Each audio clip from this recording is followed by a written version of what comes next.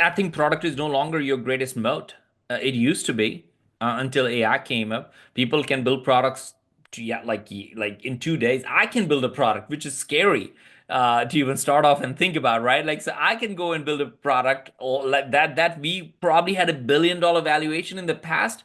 We can each one of us can build a product like that over a weekend now.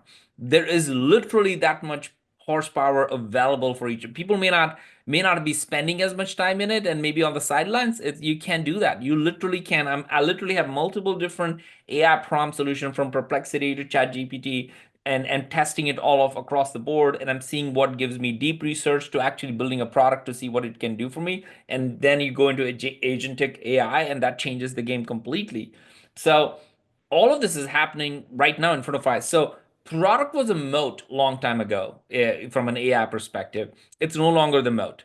I still remember when HubSpot, who was one of the first investors in my last company, Terminus, when I was talking to Brian and Dermesh, they had the right idea a long time ago around this idea of building community that will be the moat. And that's what they said. Our moat is our community. For some, and therefore their distribution has always been gigantic and they always had. It's not like nobody else can.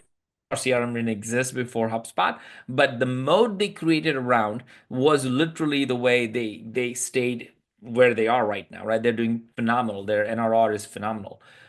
You think about Snowflake is really, really interesting. I still remember like very early days, Snowflake, when they didn't have, they were the first one, I think, they had the sales assisted PLG where they would call in and they would ask my last company CTO, hey, do you want to use Snowflake? He's like, no, I'm on Amazon. Why would I use Snowflake? Who are you? You're Snowflake. That doesn't even make any sense. He's like, no, no, I'm a salesperson, but I don't want you to buy anything from me. I just want you to use it. And they kept nagging and I'm like, oh, they're gonna give us all the space. He's like, okay, fine, I'll test it. And they tested it. And then we thought, oh, this is faster, better, and all of that stuff. And so we moved from Amazon to Snowflake back in the day, and the salesperson then they started to make money because then we started to use a lot more money. So the distribution and the sales process they disrupted before this idea of SDR, AE, and commissions. They didn't do that. They actually land and expand. That was their whole go-to-market motion. So I believe every single organization has to think about partnerships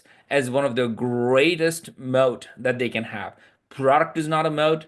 Marketing is not going to be a moat as much as you want to like it, but marketers are in the driving seat to create partnerships that can create the greatest amount of moat. If you're embedded with other products, if you're embedded with other services, you're embedded because nobody's going to, AI prompt is the new interface. So nobody's going to care about your little widget in a way. As much as we all love it, they're going to create about outcome, the services. And so you have to get out of your own way and say, who do I need to associate and be with in order to create that direct line where the customer can get what they want and your product actually is part of the solution.